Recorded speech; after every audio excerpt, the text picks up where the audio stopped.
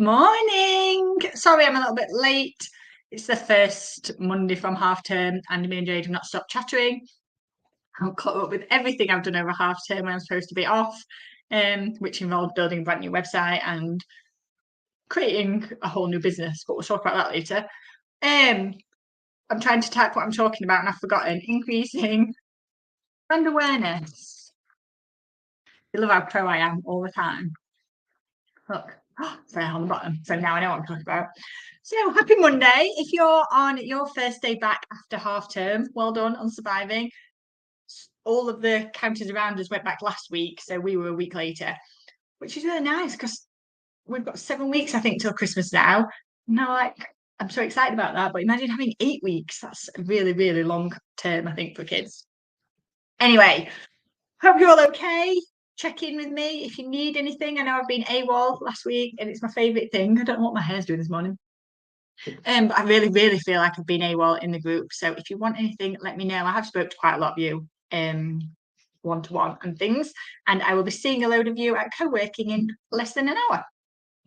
So today we talk about increasing brand awareness. So what is brand awareness? I feel like when I ask that question, I get a whole range of answers.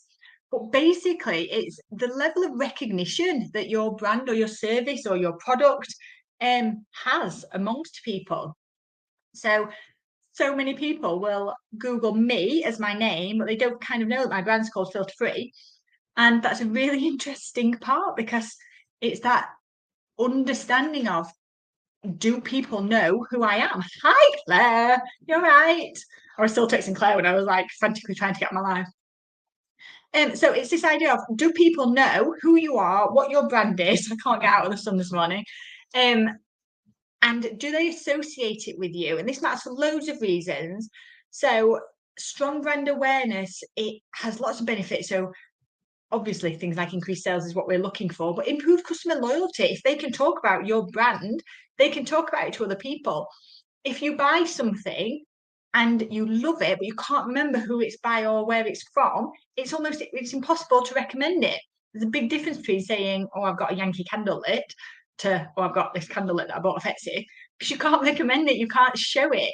Hi, someone else. Let me get on Facebook. I'm not even on Facebook. That's how random this morning has been. And when I am, I still don't know where my group is. If you let StreamYard know your name above, then I can see who you are, but I am trying to find you. Jade, hello. You're already at co-working, maybe? I'll be seeing you shortly. So there's loads of reasons to increase brand awareness, and there's lots and lots of ways to do it. And there's also a differential between brand recognition and brand awareness. So brand recognition is where you can see a logo, etc., and know what it is. But awareness it's that one step deeper, that one step further, where the customers know what your business is about. They know what you stand for. And lots of this, as a small business, is down to you personally. They know what you stand for. They know if you are open and honest and transparent and that you have integrity. And that is a huge part of brand awareness. It is not just the recognition side of it. So if we're talking about how to build good brand awareness, lots of this starts with your branding, unsurprisingly.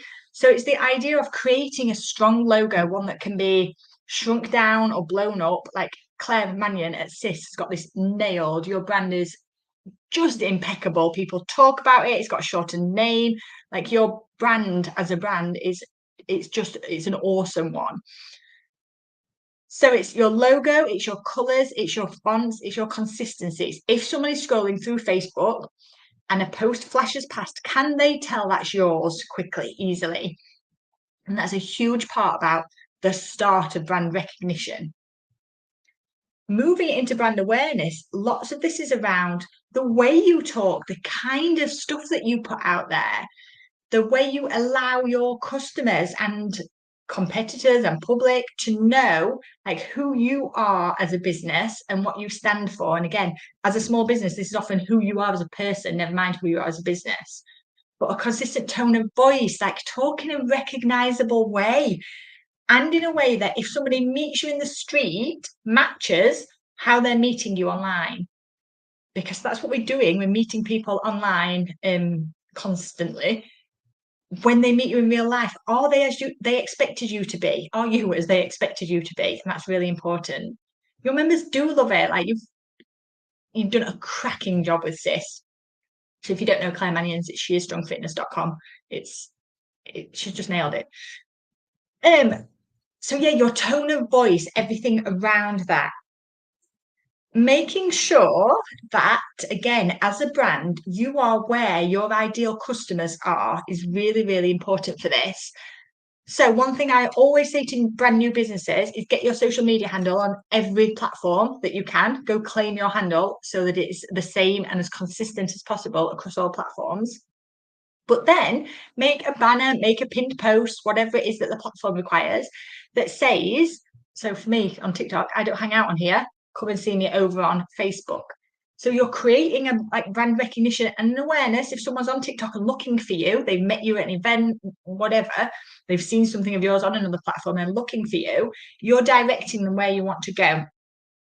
And so by doing this, like your brand awareness means that it is really clear which customers you're looking for because of the ideal clients that are using all of those platforms.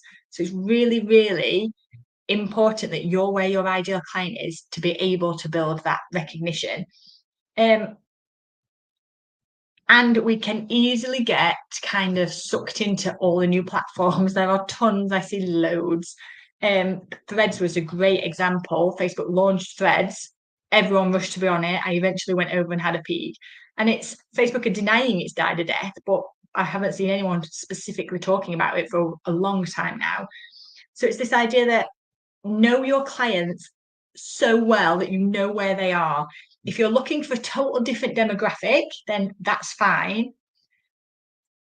But if you're diluting your own kind of tone, your own voice to go out and reach more people without completely saturating the market that you're in, which you will never do, you're wasting a lot of energy. If you're after a different demographic that is not where you're hanging out, fine. Or you launch a new arm of your business that is different to the current one and has a different type of ideal client, fine. But if you're wasting lots of energy trying to almost capture a new market as a small business owner, so remember, we're not talking about people with a branding team, with a marketing team. We talk about you on your own trying to run your business. Do not spread yourself so thinly that you can't put enough effort into brand awareness on the channels where your ideal client is. And it's the thing that we do as small business owners all the time. We get sucked into, I need to do this, I need to do that, I need to do this. You don't, you need to focus.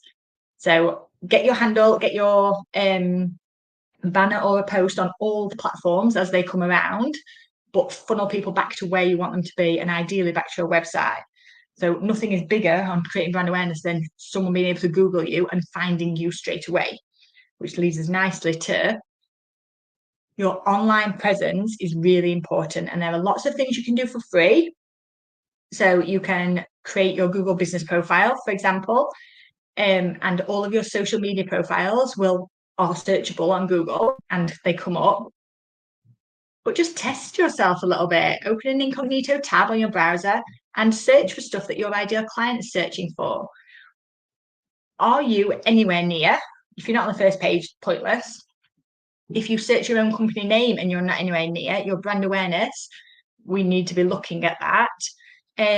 There's so much work to do on search engine optimization that people don't do because it's the hidden stuff of brand awareness that is not right in your face. So choosing to invest time and money into it feels like a waste for some people. Whereas I know if you go and search for filter-free business, I'm right at the top. Lots of my other stuff comes up underneath it, and lots of that is to do with stuff I've done in the back end that people can't see, but it's really, really important.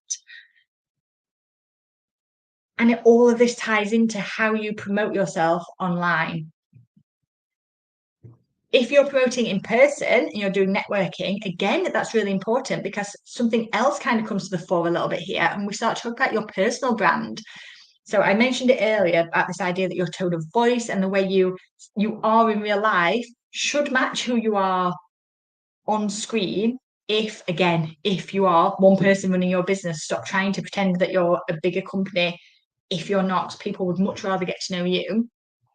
But if you're one person running your business, Or if you are acting on behalf of a bigger business, so Lush do this really well with their social, is their tone of voice. They've come off a lot of social now. In fact, they might have come off all social, but certainly their emails still. I think they use Twitter for replying to problems. Not sure, I might be out of date now. But their tone of voice on that was it felt like it was the same person that you were talking to all the time. They really nailed like what their culture was about. This is what I'm sort of pushing at. If you're meeting people in real life, do they see you as they expect to see you? But also, you have this opportunity to carry your branding with you. So you might have branded merch, for example, that really helps with building brand awareness. But do you say your business name? So when you meet someone, and especially at a networking type event, do you say like, "Hi, I'm Roxy, I'm on Filter Free Business"? Do you actually say your business name? Because lots of this is the reason I know people Google me because I say my name, but I don't say my business name frequently. Business cards, as outdated as lots of us think they are, and I have digital business cards, I also have real business cards that, oops, it's not on, that like could not be more branded straight away and tell people straight away what we do. And then it's like got the details on the back. And these are small, but interestingly, I've had 2 business cards sat on my desk now. I'll try and cover up their names from a networking event the other day. They're quite, no offense if you people are on here, they're a bit nondescript, so they might be a bit more exciting on the back.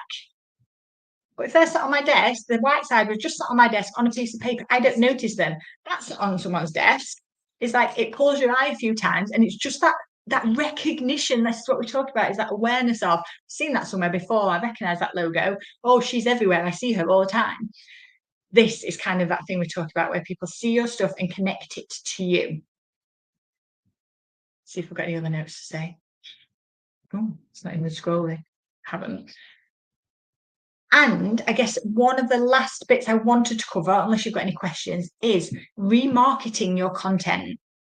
So we tend to chuck content out there and assume people see it, and assume if we talk about something too much, people will get bored of it. But the very basic fact is most people won't see it in the first place. And that's really sad and sucks when you've put a lot of time and energy into creating something.